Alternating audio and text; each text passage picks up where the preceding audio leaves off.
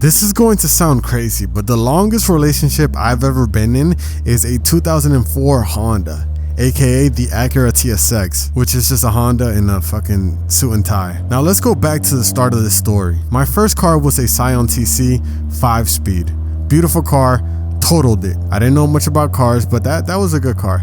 And then my second car was a 2014 Honda Accord, and this is where I started to go down the rabbit hole of Hondas. When I got my 2014 Accord, I started modifying it. I put it on coilovers, I started doing like cosmetic mods, and then I started watching YouTube videos because I had the 4-cylinder Accord, right? So it came with a K-Series. Then as I started to go down the rabbit hole for the K-Series on YouTube, I realized that the K-Series on my Honda Accord was not the best, right? So we're going down the rabbit hole. And so I started doing more research. I'm like, hey, what's the good K-Series? Oh, it's the K24A2 or the K20A, whatever. These are the good K-Series. And then I started doing more research. What car brings this K-Series? And then I landed on the Acura TSX. 4 doors. Boom. I love 4-door cars because it's just practical. And it's such a beautiful car, especially the first generation. It's so beautiful. Kind of like a timeless design. Not really timeless, but it doesn't look outdated. It doesn't look like a 2004 to 2008 model. It looks pretty good. And so that's when I decided I want a Acura TSX. That's what I want, right? And so I had already made a couple mods to the Honda Accord. So what I did, I kind of reversed it. I sold the coilovers. Mind you, I had a muffler delete, so there's nothing I could do about that.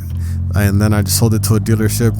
I broke even basically. No, I didn't break even. I had to pay like $1,000 up front to get out of that loan. And then boom, I'm out of that car, right? Then I finally get the Acura TSX, right?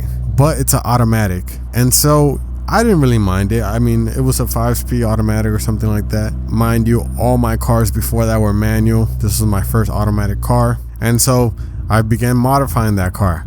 I slammed it on extreme low BC coilovers. So that car was super low. And then everything went downhill after that. After those coilovers, everything went downhill because this was the first car I started to learn on how to work on cars. You know, I was ambitious. I wanted to change my suspension components. I wanted to do this. I wanted to do that. I wanted to manual swap it like every automatic fucking owner. And so things started going downhill, right? Because all my lug nuts started to fucking break. I'm not sure why to this day. It must have been because I was like tightening them instead of loosening them. Whatever it may have been, I needed to take care of it. So I didn't know how to do wheel bearings.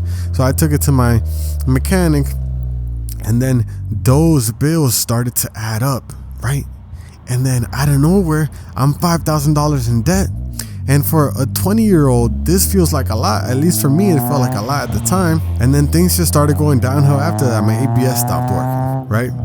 And so you had a bunch of lights on the dash, but the main thing is having no ABS. Mind you, I had to drive like 30 minutes to work at this factory I was working at the time. And on this dreadful raining day, I totaled the car because of the fact that I didn't have any ABS. And when you don't have any ABS and you slam on the brakes, your car's just gonna slide forward. And the thing that ABS does is it stops the brakes, or like it unpumps them, pumps them back, unpumps them, like to try to get grip on the tire. And I didn't really know what ABS did, so I didn't know that I could just do this myself in a dire situation like that. And so the Acura TSX that I always wanted was completely totaled. And now I'm $5,000 in debt, right? I can't get to the job that I have, right? I can't pay the fucking credit cards. I just paid the minimum payment, but like I can't pay them off because I'm not working, right? And so that's when I started doing Uber Eats in my mom's car until I got a new car. Because what I really wanted was a 6-speed, right? And then eventually, because I was looking at Car Gurus every day because I didn't have upfront cash. I'm $5,000 in debt, so I don't have upfront cash to get one from Facebook Marketplace. But then this 6-speed, this 2004 6-speed popped up at this dealership near me. 208,000 miles for like $4,000. Boom, that's me. I'm on that. I got it right away. It was listed for like less than a day, bro. I'm telling you, I was checking that shit every day, bro. I was checking car gurus every day to look for this car, bro. And then eventually it came, right? And this car, bro, like this car like really held me down for the next 3 years. And that's why I'm saying that this is the longest relationship I've ever had. This car got me out of that hole I was in. After I got this car, right, I didn't have this job at this warehouse, so I started doing Uber Eats on it, right? And mind you, this car already has 208,000 miles. I put 30,000 more miles on it, right? So much wear and tear on everything on the car, right? And then I took it to a few autocross events. That shit was fun, but that shit burnt the clutch, because I was just launching it off the fucking line.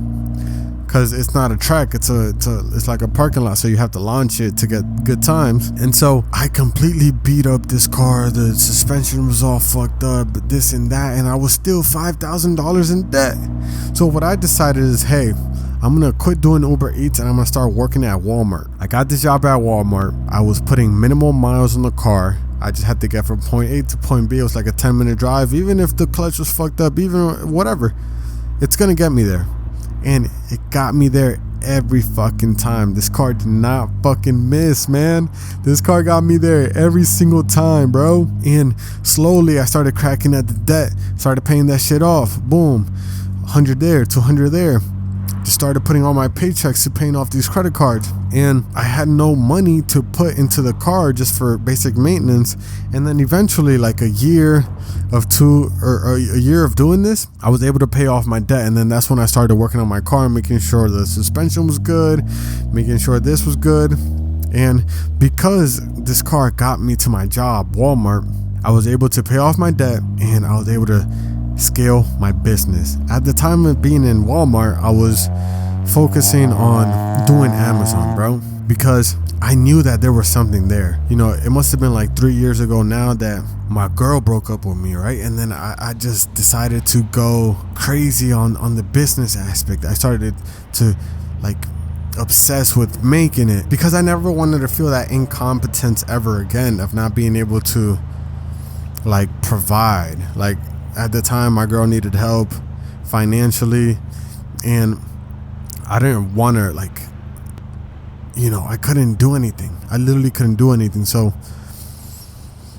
I never wanted to feel that helplessness ever again. So I knew that if I started an Amazon business and I figured out how to make money on Amazon, this would open doorways that I've never seen in my life ever before. So after we broke up, or she broke up with me, I just went head first into Amazon. And Amazon, the debt, Walmart, they all tie in together because of the fact that in order to grow my Amazon business, I needed to have good credit. In order to have good credit, I needed to have no debt.